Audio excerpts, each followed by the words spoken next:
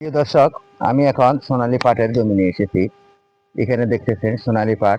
তাহলে চলুন দেখে আসি কি পরিমাণ সোনালী পাট চাষাবাদ করা হয়েছে। এক নজরে দেখে আসি। সোনালী পাট যথেষ্ট পরিমাণ পাট হয়েছে, কৃষকের মুখে হাসি। এইবারে পাট বিক্রি করে তারা অনেক লাভবান হবে। গত বছর সোনালী পাট বিক্রি হয়েছে 3800 থেকে 60,000 টাকা।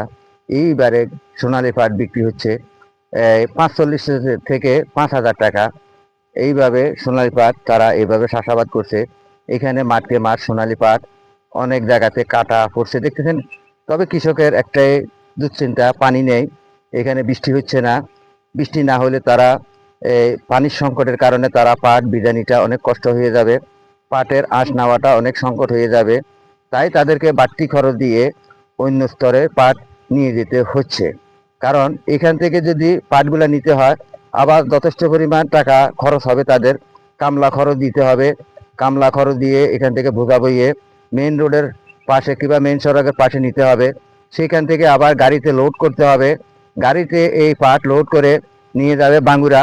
বাঙ্গুরা নিয়ে সেখানে আবার এই নদীতে ভিজাবে। তাহলে কৃষকের অনেকটাই লসের মুখে পড়বে। যেই টাকা তারা পাট বিক্রি করবে সেই টাকার থেকে কিছুটা আয় কম হবে।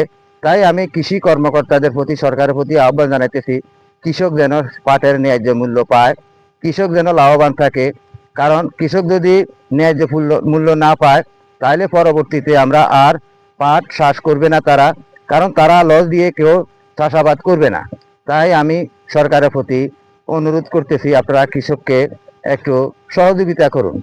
কৃষক বাঁচলে তো দেশ বাঁচবে। কৃষক যদি চাষাবাদ করে আমাদেরকে না দেয়, তাহলে আমরা কই থেকে খাবো, কোথায় পাবো? কৃষকের মতো শ্রম আর কেউ দিতে পারে না। কারণ কৃষকরা যে শ্রম দেয়, সেই শ্রমের মূল্য যেন তারা পায়। তাই আমি সকল কৃষি কর্মকর্তাদের প্রতি আহ্বান জানাতেছি, আপনারা কৃষকের সুযোগ সুবিধা অবশ্যই দেখবেন, কৃষকের পাশে এসে দাঁড়াবেন। কারণ আমরা চাই প্রতিটা ঘরে ঘরে কৃষি গড়ে উঠক, কোথাও যেন কোনো খালি পরিত্যক্ত জমি না থাকে।